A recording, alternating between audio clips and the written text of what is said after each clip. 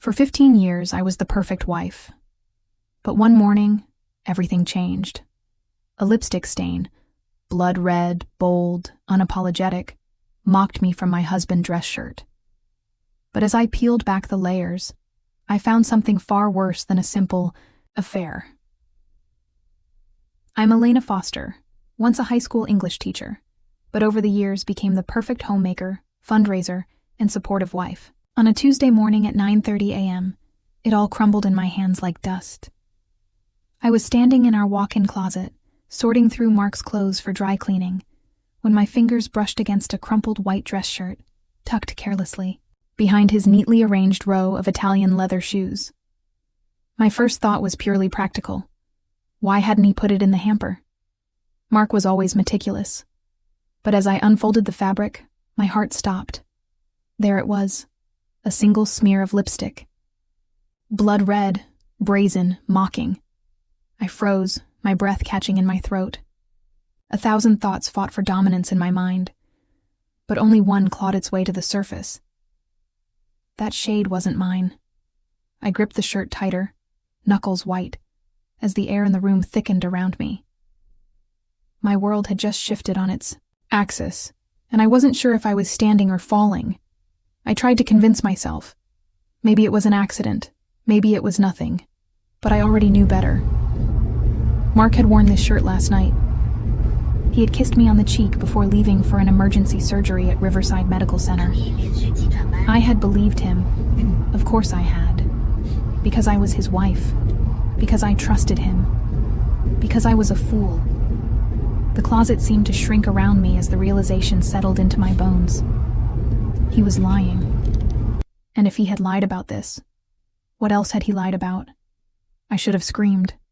I should have collapsed in a heap on the floor, sobbing. But I didn't. Instead, a quiet, eerie calm took over my body as I folded the shirt neatly, as if I were handling something fragile, something already dead. But I needed proof. That afternoon, I waited. I went through the motions, helping the twins with their homework, listening to Emma practice piano, preparing dinner, playing the part of the devoted wife, while my soul splintered into 1,000 jagged pieces. And then, the opportunity arrived. Mark had left his phone on the kitchen counter while he showered.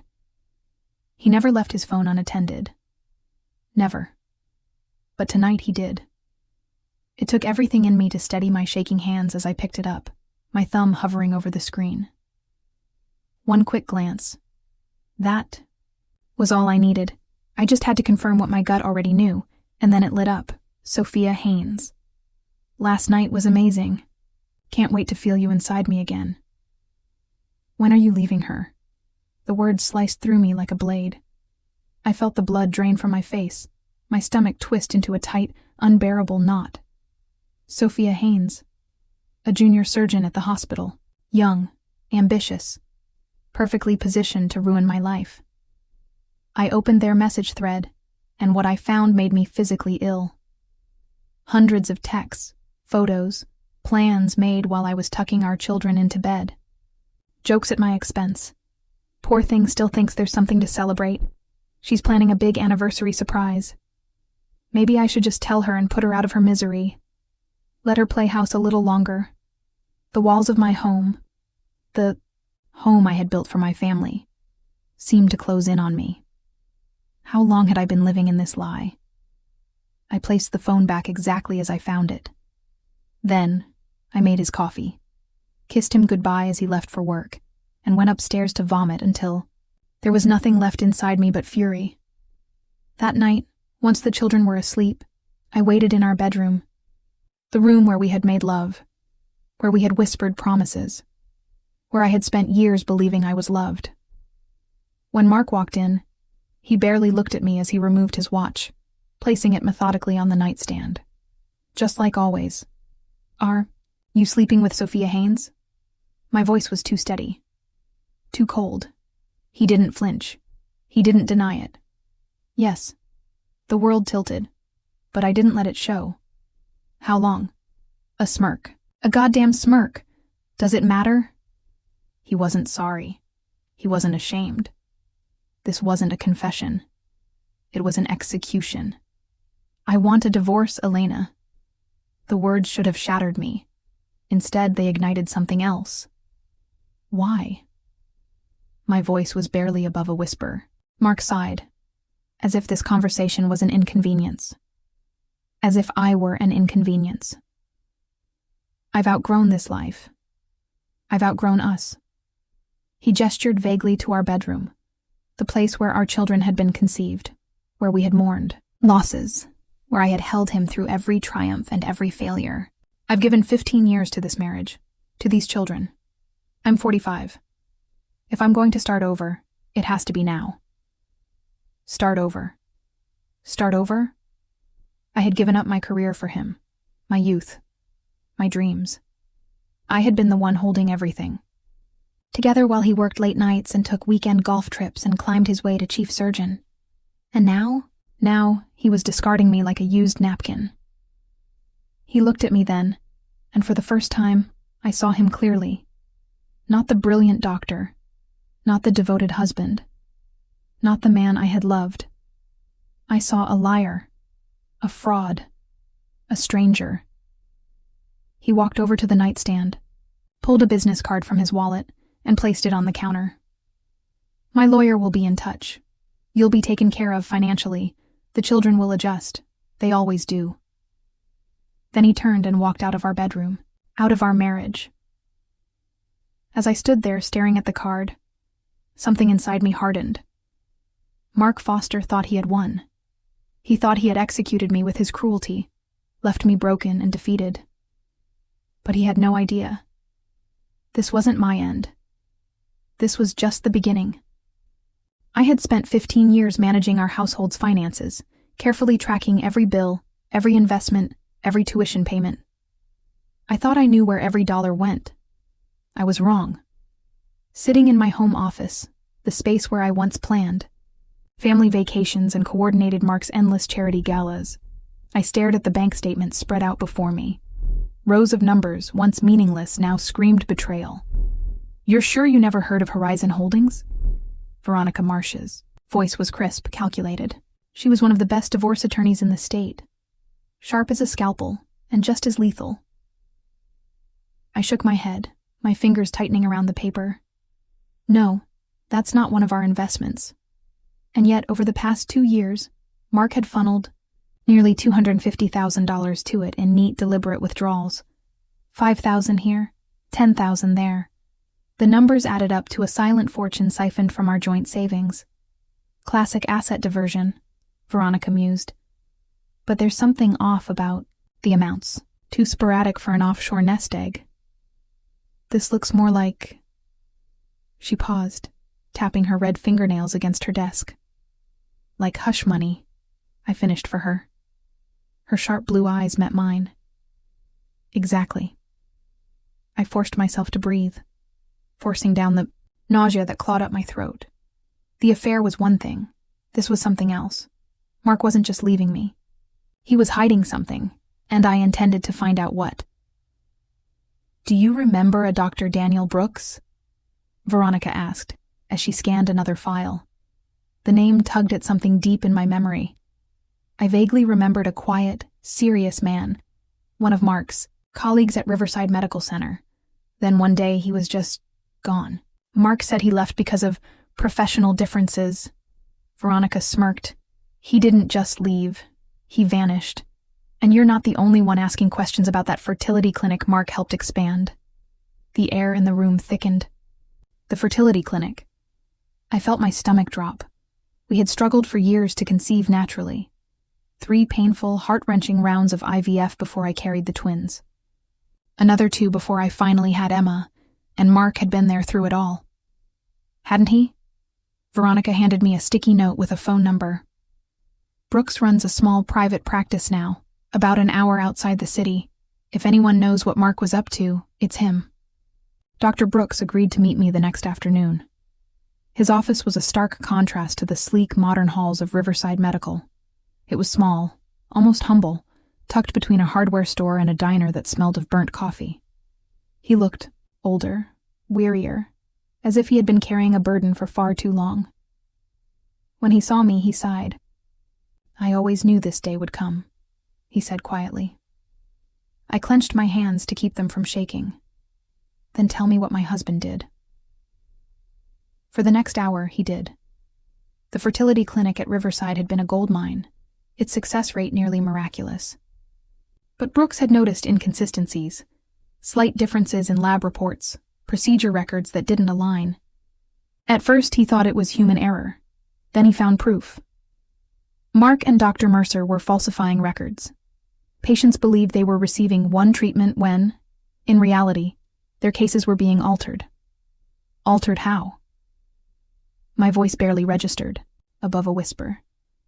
Brooks hesitated, then slid a file folder across the table. Elena, your children. His voice cracked. Mark made sure his sperm was never used during your IVF treatments. The room spun. What? The word came out strangled, barely audible. He switched the samples. He ensured the clinic used anonymous donors instead. I couldn't breathe. My hands curled into fists as I struggled to process what I had just heard. No, that was impossible. Mark wanted children. He had been there. He had supported me through every loss, every devastating failure, every hopeful attempt. Hadn't he? He did this because of his family's heart condition, Brooks continued, his voice laced with regret. It's genetic. 50% chance of being passed on. He didn't want to risk his children inheriting it. So he made sure they weren't his at all. The world fractured around me. 15 years. 15 years I had loved him, built a family, with him, sacrificed for him. And all of it, every kiss, every whispered promise, every night spent awake dreaming of the children we would have, was a lie. Mark had stolen my choice. He had played God with my life, with my children's lives. Gripped the edge of the table to steady myself, bile rising in my throat. I thought the affair had broken me. But this was something far worse. This was unforgivable. Dr. Brooks cleared his throat. Elena, there's more. I looked up, eyes burning, heart pounding. The fertility clinic tampered with more than just your case. You're not the only one. I left, his office in a daze, the file clutched in my trembling hands. I had come here looking for answers. Instead, I had found something much bigger than a cheating husband. Mark hadn't just betrayed me.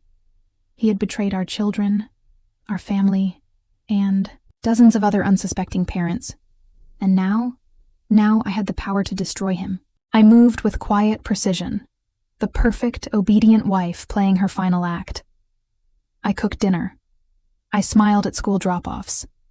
I laughed politely at nosy neighbors who whispered about Mark's busy schedule and my bravery in keeping the family together. I let them think I was grieving. But behind closed doors, I was building a war machine. Mark had stolen my choices. Now, I would take everything from him. Late at night, when the house was silent, I moved carefully through my children's rooms. I ran trembling fingers through Emma's curls, pulling loose strands from her brush. I took a fresh toothbrush from the pack, replacing the one Ethan had used that morning. I clipped a single strand from Lucas's messy hair. The last piece was Mark's. His comb, still in the master bathroom, left untouched ever since he moved into the guest room. I sealed the samples in sterile bags, my heartbeat steady. Not a mother's. Hard anymore. Something colder, harder. The results came 2 weeks later. I read the email in silence, my breath slow, methodical. Probability of paternity, 0%. Mark Foster was not the father of my children. My hands didn't shake. I had known, but knowing and seeing it in black and white were two different things. Mark had built our family on a foundation of lies, but now I held the wrecking ball. Tell me how deep this goes. Veronica's forensic accountant, James Holloway, was a no-nonsense man with a sharp suit and sharper instincts. He scanned the bank statements, his expression grim. Horizon Holdings is a shell company, he said. Registered under Mark's name. The money moves from your joint savings into Horizon, then disappears into offshore accounts. How much? $250,000 over 2 years. he replied. But that's just the money we can trace. Hush money, bribes, a hidden empire of deceit. How do we make this hurt him the most? I asked. James smirked. We follow the trail to its final destination. Then we make sure he can't bury it. Her name was Diane Fletcher, and she had spent 12 years working inside Riverside's fertility clinic. I found her in a tiny apartment, her walls lined with filing cabinets no one had thought to take from her. I kept records, she said, her voice brittle with age and regret. I thought, maybe one day someone would listen. She placed a leather-bound journal in front of me. Inside, every falsified procedure, every substituted specimen, every signature of authorization, Mark's signature, including on my file. I traced the ink with my fingertips, rage simmering just beneath the surface. He never gave me a choice, I whispered. Diane's eyes softened. None of the women did, dear. She slid a business card across the table.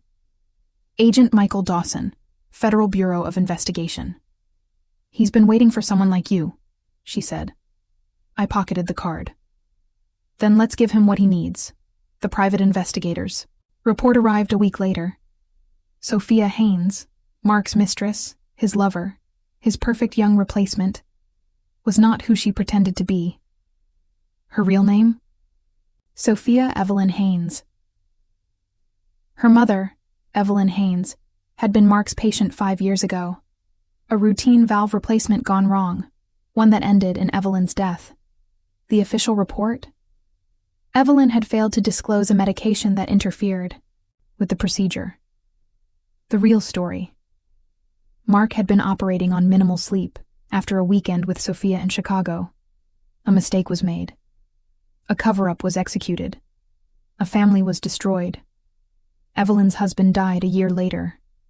A broken heart, they said. That left Sophia alone to plot her way into Mark's life, alone to get close enough to destroy him. But now, she wasn't the only one holding the knife. The weight of what I had uncovered should have crushed me. Instead, it forged me into something else. Mark thought he had secured his future, that he had won the divorce before it had even started. He had no idea what was coming for him. I was no longer his wife. I was his reckoning.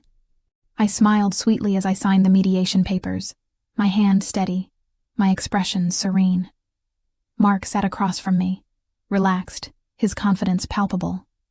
He thought he had already won. He had no idea that the chessboard had shifted beneath him. I wasn't fighting the divorce. I wasn't making demands. I wasn't screaming or weeping or begging him to reconsider. No, that's what he expected. Instead, I agreed to his terms. You're being surprisingly reasonable, Elena, he mused, adjusting his gold cufflinks. I tilted, my head, a hint of sadness in my eyes. The perfect touch. The children come first, Mark. I just want what's best for everyone. He bought it. Every lie, every placid nod, every feigned moment of acceptance. He never saw the blade sliding between his ribs. Mark had grown careless, too accustomed to his superiority. He never thought I'd fight back. So when we had our quiet, civil co-parenting discussions, he spoke freely, casually dismissing my concerns about the children's future. They're fine, Elena, he sighed one evening, sipping his whiskey. I had them tested years ago. No signs of my heart condition. Nothing to worry about. I forced my pulse to stay steady. You had them tested? Of course, he scoffed. I'm their father. I made a medical decision. I watched him closely, memorizing the moment he doomed himself. Because every word, every single syllable was recorded. It was his voice, his confession, his own arrogance sealing his fate. I wasn't alone. 5 couples from the clinic, once so grateful for their miracle babies, now saw the truth. Their children's origins weren't what they believed. We trusted them, Sarah Wilson murmured, tears in her eyes as she gripped the journal Diane had provided. We trusted him. We make this public, I told them. my voice calm but unyielding. "We make sure no one else ever trusts him again." They agreed. They were ready. The hospital board? They were about to be forced to listen. The Hudson Medical Center Gala was Mark's crowning moment, the peak of his glorified career. Physician of the Year. A standing ovation. Applause, admiration, respect. That's what he thought he was walking into. What he didn't know? The board had already seen the evidence. The DA had already been contacted, and Agent Dawson and his team were waiting in the wings, watching him toast to his unwavering ethics. That afternoon, Veronica's text flashed across my phone. "They're ready. He won't leave the gala a free man." I exhaled slowly, my hands tightening around the envelope in my lap. Inside? The DNA results that would strip him bare. Mark had spent 15 years crafting the perfect image. I had spent 3 months dismantling it. Tonight, his empire would burn. Mark stood on the grand stage of the Hudson Medical Center Gala, basking in the glow of thunderous applause. He was in his element, the celebrated surgeon, the man of integrity, the beacon of medical excellence. I stood at the back of the ballroom, dressed in sleek black, watching as he accepted the Physician of the Year award, his polished smile unwavering, his arrogance absolute. "Medicine isn't just science," he intoned into the microphone. "It's a sacred trust between doctor and patient. Ethics must guide every decision, every procedure, every moment in the operating room." The hospital board, now privy to his sins, sat rigid, their faces carved from stone. They knew. Agent Dawson, standing near the exit, knew. And in just a few short hours, the world would know too. Later that evening, Mark and Sophia dined at Luciano's, the very restaurant where he had once proposed to me. How fitting. How poetic. I arrived uninvited. The maitre d', ever polite, led me straight to their table. Mark's expression shifted from surprise to smug satisfaction. He thought I had come to beg. Sophia, dressed in crimson, the same shade, as the lipstick stain that unraveled our marriage, watched me with wary amusement.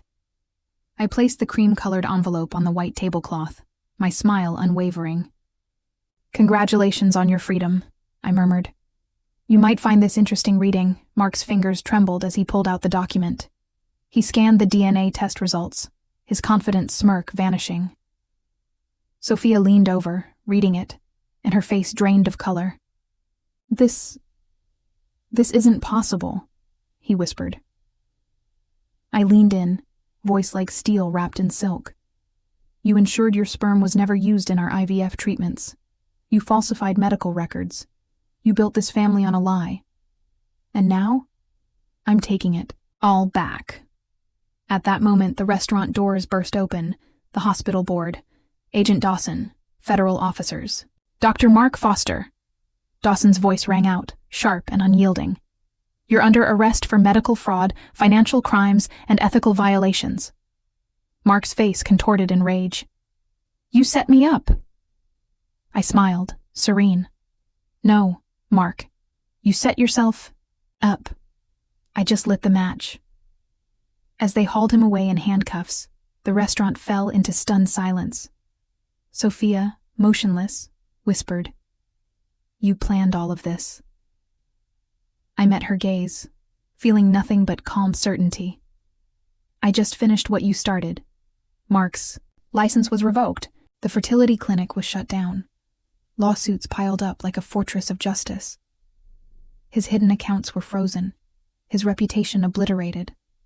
And me? I was free. No longer Mrs. Mark Foster. No longer the surgeon's devoted wife. For the first time. In 15 years, I was just Elena, and I had never felt stronger.